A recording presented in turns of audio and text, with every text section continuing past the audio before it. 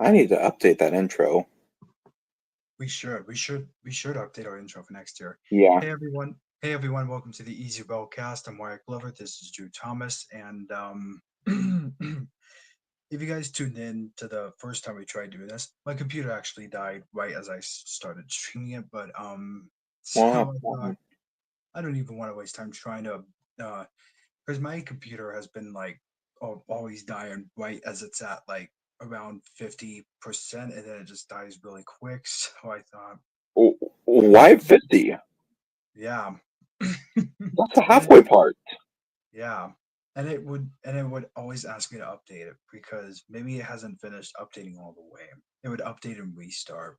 So I thought, okay, I might need to get a new laptop right after I graduate, and just get like thousands of dollars to get a new laptop, replace my laptop with a new one. And so I thought, I might as well just stream it from my phone. So, anyways, yo, today I am going to be talking with Drew about his experience riding Branson Scenic Railway's Polar Express train. But before we do that, let's get some updates on his upcoming Thomas Express movie and some other updates based on what he had posted to his community tab right away before we get into the main part. Drew, how's production on your upcoming Thomas Express film going? Well, so far I've only got like the daytime scenes done. I just need to do like the actual nighttime stuff, like Thomas leaving for the North Pole and stuff like that. So this movie's still happening though, and thankfully I've requested some days off for a canceled Branson trip. So because the trip to Branson got canceled, I'm going to take that time to get some last minute stuff done for the Thomas Express 4. Anyway, so as you all saw in the recent community tabs, I'm starting to lose interest in The Simpsons. I know most of you are shocked about this because they've been around since 2019. They first appeared on a video I made after I got back from the Magic House for Tom's and Friends Explore the Rails for my 16th birthday. Still, probably one of the best birthdays I've had so far. Anyway, back to business. I'm mainly losing interest because Disney is practically ruining The Simpsons. Then also, Marge's voice is just hard to listen to. So, because I'm starting to lose interest in The Simpsons, uh, season 4 is going to be the last season, and then we're going to be kicking them off through Tom's and Friends and off the Superstationeers. They're The not going to super die though. Hey Drew, if you have lots of interest in The Simpsons, I recommend you this other adult animated show, much better than The Simpsons. Bob's Burgers. In my opinion, is so much better than The Simpsons. I love that show, and maybe one day I'll do an easy broadcast on Bob's Burgers and see if that's enough to have to a recommendation as a recommendation to Drew to I've see always if he'll seen accept the Belcher family as part of the station of your station. the Superstationeers. It's like, And there you know, and yeah. So yeah. Anyways, y'all, now we shall get into the main part. Drew, I watched your vlog, right, about you and your brother and your mother riding the Branson Scenic Railway from the Pole Expressway. And how did it go? it actually went very well. This was probably one of the best Polar Express experiences of my life because my brother has grown up with the movie too. I mean, he used to love trains like I did until video games had him have different interests. But I respect that about him because I love him.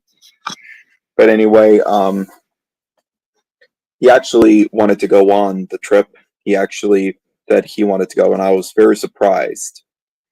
Anyway, so the drive up there was a lot of fun too. We got to I asked him questions related to the movie, like if they could take a fictional character on the Polar Express, who would you take? And well, my mom answered a character from Bob's Burgers, and my brother was not sure.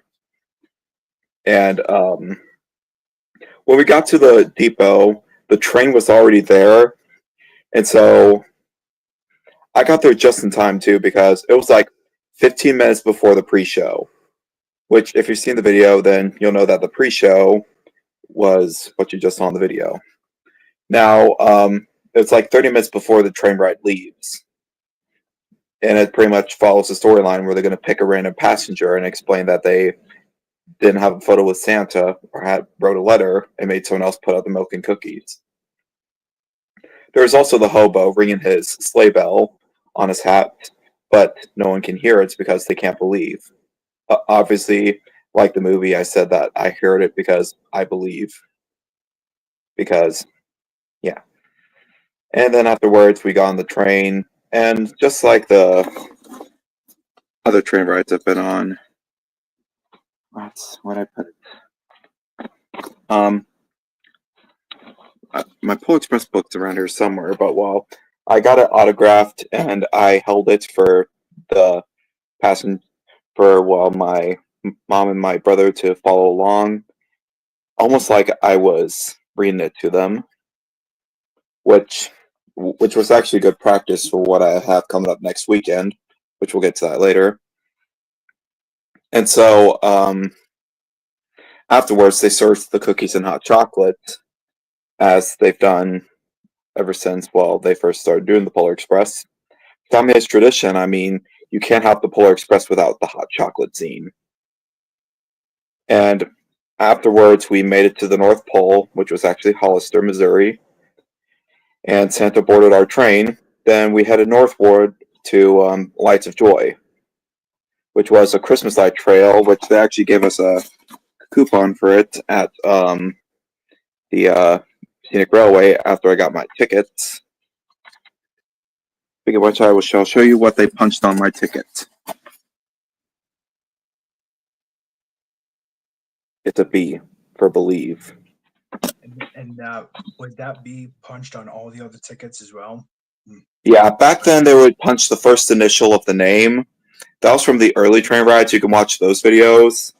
There's a lot of things different from like the past few year train rides they've had. Like back then, it was just the conductor would explain the rules and stuff, and then afterwards they would do the "What time is it? It's Polar Express time" thing. After the second time, the locomotive blows its horn, and then he starts to call out the coach names. However, this year they did the pre-show, which was like the movie, and the train still honked its horn. And afterwards, that gave us the all clear to head towards our passenger car instead of the conductor calling out the car names. Which I think that's a better way because what if someone doesn't hear their car name called out? Because then I'm sure they probably might have like a last call thing where they're going to like, you know, probably direct passengers to their coaches so they can keep the schedule going. But I think that's the new pre-show is a lot better because it feels like you're stepping into the movie. It also engages with the passengers too. Afterwards, there'll be like a payoff at the end where you actually hear the hobo's bell and he asks, "What's your persuasion on the big man now?" Which obviously we believe because we saw Santa. He was right there. I mean, who else was that? Tex the robot? See what I did there? Anyway, so after the train ride, that's when we decided to shop at the Branson Landing. Got myself a Branson Scenic brochure. I also found a brochure for immersive Disney animation, which is this special show that's like a few miles from the landing, and you get to be a part of like Disney scenes, like go under the sea with Ariel, join Elsa and fight in her parents and show yourself, and also take a train ride with Judy Hopps to Zootopia, which not actually, they weren't actually there, but it did have like a little statue thing where you could take a picture with like the statue of Nick and Judy, as well as other characters like the Frozen characters, and they also have a giant Mickey Mouse inflatable. If you want to find more about immersive Disney animation, I recommend Ides of March's video. But anyway, let me just show you something I got from the Polar Express train ride. An official, authentic, genuine Polar Express conductor watch. Let me show you the inside, because you got to see this. All right. Oh, that's cool. That's amazing. Yep, just like the movie. And obviously, I have this new hat. And you know who was holding that watch for me? What? Chili Healer from Bluey. I found a backpack of her, which originally I wanted to get a Bluey from Build-A-Bear, but they were sold out for the day. And I was pretty disappointed. Not like super disappointed, but I was like, oh no! And so when I was at Hot Topic, I saw Chili, and I was like, that makes up for it. I've always wanted Chili Healer because I mean, she's my favorite mom character now. That's right. Step aside, Marge, because Chili has taken the reins. Yes, it's also a backpack, which it can only carry like small stuff, and it cannot fit on my back. So I would probably just use that as like a chest pack, and I would store random stuff in it, and I could probably take it to Six Flags as like a snuggle buddy and a holder. So Chili can come with me to Six Flags. Anyway, so afterwards we stop by Chick-fil-A, which is the chicken restaurant where they have a lot of lights on the building. It's probably the most brightly lit Chick-fil-A in the whole United States because during Christmas they string all sorts of lights on it, where it's like a Christmas light trail while you're ordering your chicken through the drive-thru. It's just phenomenal. We also had Auntie Anne's pretzels, which is always a must-do when we go to like shopping malls like Nordstrom and West County Center in St. Louis, and obviously the Branson Landing. And anytime the pretzel truck comes to town, I always make sure I get Annie's pretzels. But yeah, it's been quite a trip to Branson. It was all in one night too, because yeah, I couldn't afford a hotel room because let me tell you how expensive everything was. This, along with the stuff I bought for my brother and also some candy, was like $60. And the Polar Express stuff was like $50. Yeah, Wow. this hat and this pocket watch that I got. Wow. Not to mention, I bought chicken, I bought pretzels, I bought candy from the candy store. I've also bought this Kraft mac and cheese popcorn. It's actually pretty good. Not cheesier than Cheetos popcorn, though, which I really hope we don't get people asking for sponsorship for your stuff because you know we don't. I don't want your channel to be like saying how dare you feature sponsorship when we're not sponsoring you. So many items, so many licensed items. Am I right? Yeah. Right. So I give this Polar Express experience probably a solid 9 out of 10. Cool. And Maybe whether next year I might try the actual 1225 cool. up in And Michigan. and what were there also when you went on the Polar Express train, a lot of times when you go on a train there might be some like acts that might be going on while you're riding. Like were there any of like acts that was going on? Like did you get to see the hobo? I bet you saw the hobo and the conductor and Sienna there. Yeah, there's also this chef who was just phenomenal. This chef was like I almost forgot one of about the the chef. greatest chefs on the train. Oh, was the chef in the Polar Express the Yeah, original? it was one of the chefs that were, you remember the hot chocolate scene, that chef on that, Yeah, pot of hot chocolate, squirting the hot chocolate into the cup. Which, that's right. before that didn't happen. They just had this fake hot chocolate prop they would dance with. And then after like the first verse, that's when they say, and now for the real deal. Then they bring in these like little Polar Express like coffee cups, like the kind that you get at like Starbucks or McDonald's. And it's obviously it makes it look like the Polar Express stuff. And the hot chocolate is nice, obviously. It was not too hot, not too cold. Practically drank it all, and yeah, Awesome, very nice hot chocolate. awesome. And Not to mention the did cookies were great too. that's cool. Did you also do anything else after you were done riding on the train and having dinner at Chick-fil-A? Well, we saw a fountain show, which the Branson Landing always has this fountain show. They'll play random songs.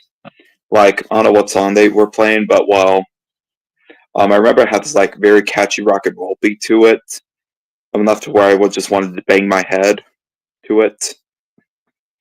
And we got to see that. It has like these fountains as well as fire.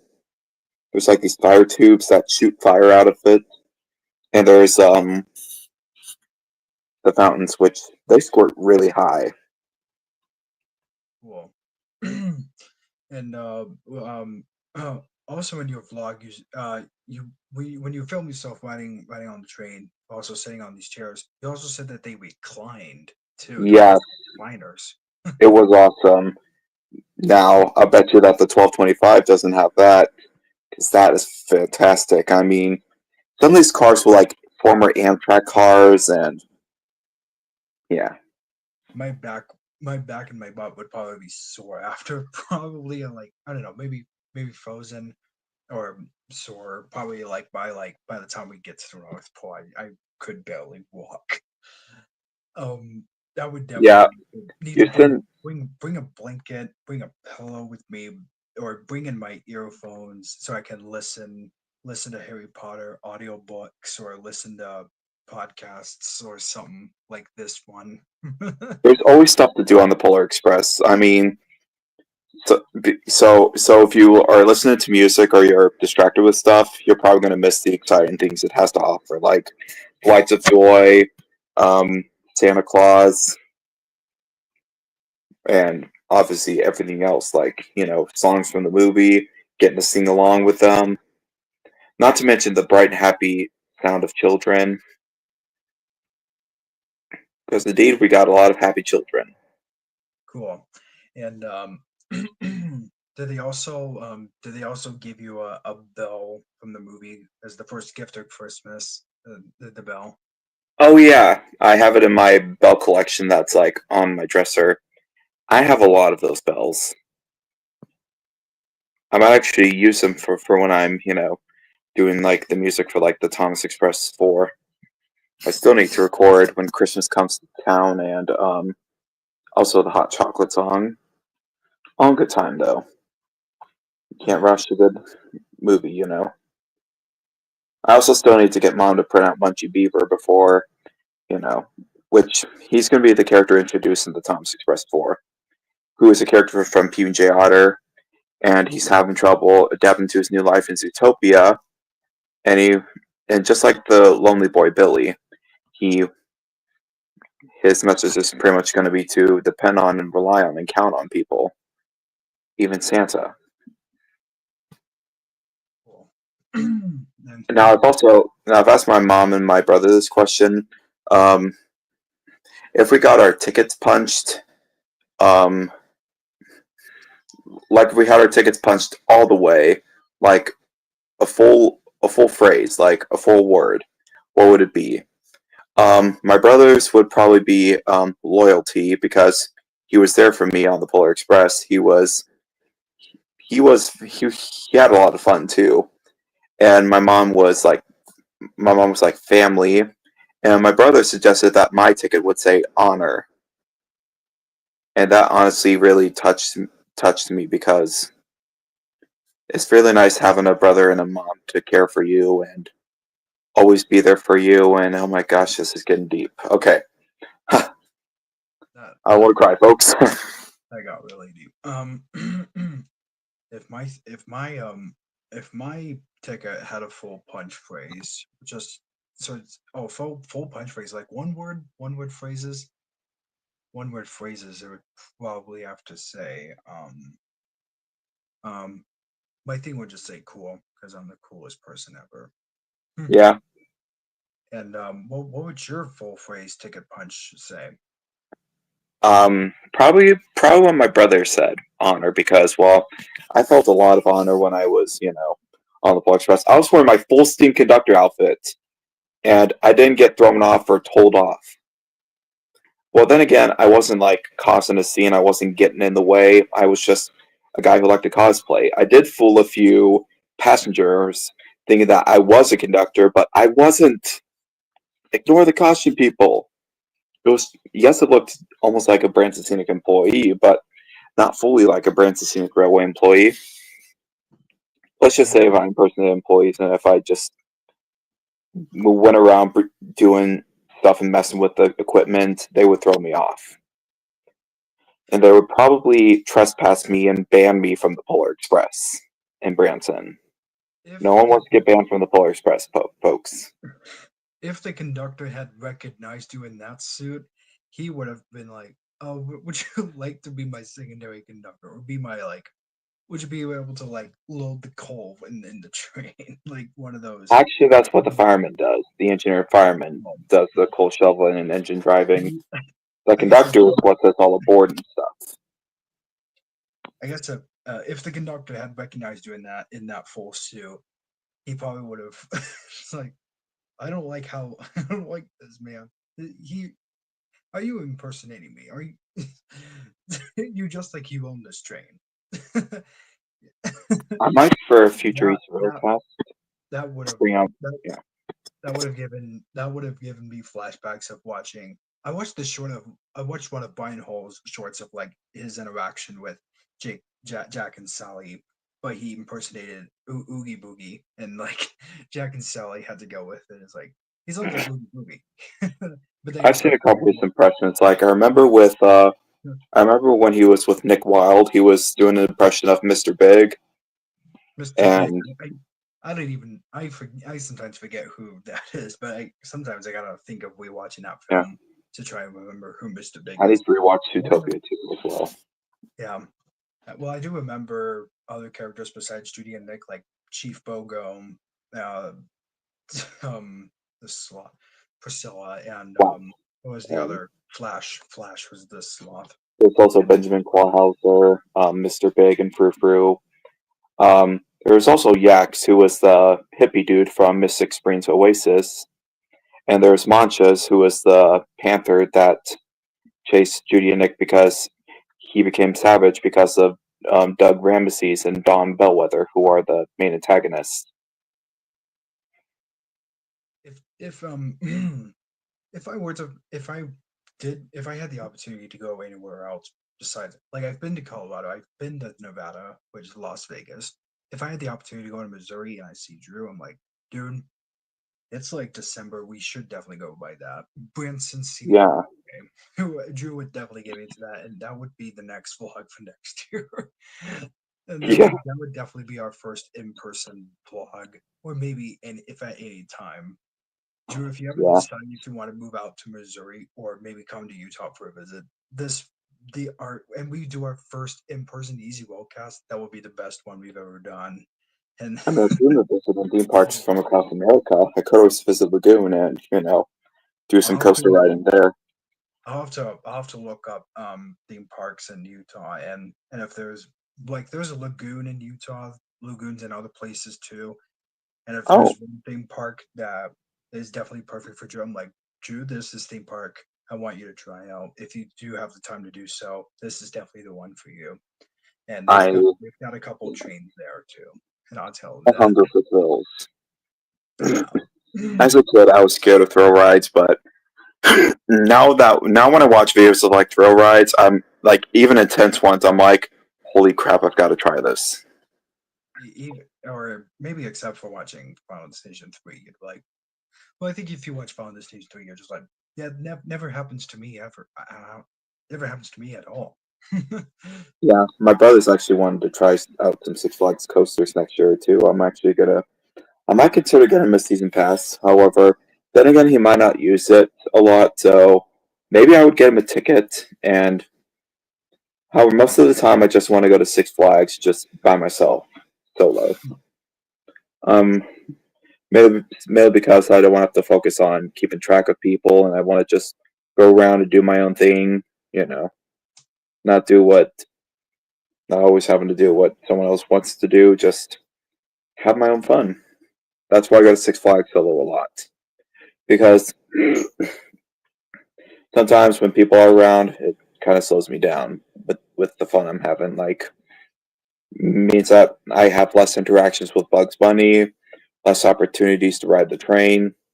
But I do love going on roller coasters as well. I don't just ride the train.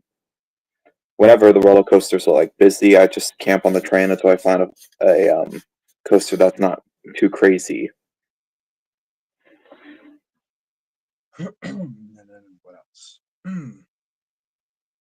I don't think I have anything else, but that totally sums up our interview about Drew's experience riding the Branson Scenic Railway for style of Polar Express. So I thought, um, let me tell you guys the schedule of what uh the there's gonna be like around 3 easy wildcasts. There's you guys just got one today. There won't be one on the 13th. There will be one on the 20th, and we are going to be talking about. Drew is definitely do some promotion for Drew Thomas. No, the Drew Thomas, Thomas Express. What's it called? Yeah, I forgot. I always Express keep calling 4. it Thomas Express 4. So what's it going to be called? Thomas Express something. Thomas Express 4 Return to the North Pole, although I might consider dropping the 4 and just call it Thomas Express Return to the North Pole. Cool. It's the And same way I called Drew Thomas the Movie 2, Drew Thomas the Movie Return to St. Louis. cool. And what else? Okay, so yeah, on the 20th we might do Drew might do some press junkets or promotions for the Thomas Express return to the North Pole, and then there might be one of the 27s. But if something gets in the way, I might not. We might not have a best and worst of 2024 stream, but once um, I'll try and have three easy wellcasts come out in December, like I did last month in November when I had to celebrate Drew's 22nd birthday. So yes, that's right, guys. Me and Drew are both 22 now, and Yes. so on the 20th, press junkets and promos for Thomas Express 4, and then on the 27th, best and worst of 2024, and that will be the last easy wellcast of the year, and then the show will be back to every other week. So yeah, Actually, we also have a few more Easy Railcasts left until we reach our 100th one. yes, and we might continue doing this series after we reach 100. So because I have a lot of Duh. things to talk about during this series, like people have been wanting us to talk about Lagoon. People have been wanting us to talk about like the Silver Dollar City. Like people have been wanting more. People want more movie reviews. I think we've only reviewed like one or two movies. Like we reviewed Lion King 1.5. We've talked about our like favorite Christmas movies of all time. Like yeah, we might do more movie reviews on the Easy Railcast, and we might talk about more parks, like the Silver Dollar City, Lagoon, and other things. So yeah, or maybe one day we might talk about hilarious theme park um, fails or funny moments that have happened that we remember watching, and Yeah. yeah, One thing I would love to do is maybe bring on one of my engineer friends from Six Flags, the engineers that work on the Tommy G. Robertson, which is a real working steam locomotive. Maybe have him go onto the stream and explain about his history of being a part of the Six Flags Railroad and also his fondest memories. cool. Well, we'll do that. That one might be. I'll have to talk to him though. Yeah, talk. Who's doing that again? Who is doing that again? One of my engineer friends, his name's Cool. Sherry. I might see Sure. if he wants to. Yeah. No. Yeah. If he does have the time to do this, then we'll go ahead and schedule that easy webcast for whenever he has the time to do this show. And yeah, all right, guys. We shall derail this easy webcast. Recap real quick. No easy webcast on the 13th which is next week, but on the 20th, press junkets and promos for Thomas Express Return to the North Pole, and the 27th, best and worst of 2024, and our plans for 2025. But we've briefly talked about our plans for 2025 here, but we might talk more about our plans for next year on the 27th. Oh, I So have a lot of plans. Yep. But yes. Well, all right, guys. Make sure to give the stream a like, comment of any theme parks or movies you guys want to watch us review, and hit the subscribe button. Click the bell icon so you'll know when there's a new Easy Railcast. Subscribe to Drew Thomas as well, and like his videos. And yeah, guys, subscribe and hit the bell icon so that you'll know when Thomas Express 4 comes out. That's And true. yeah. So this is Wyatt Glover and Drew Thomas derailing the Easy Railcast, saying goodbye and Merry Christmas.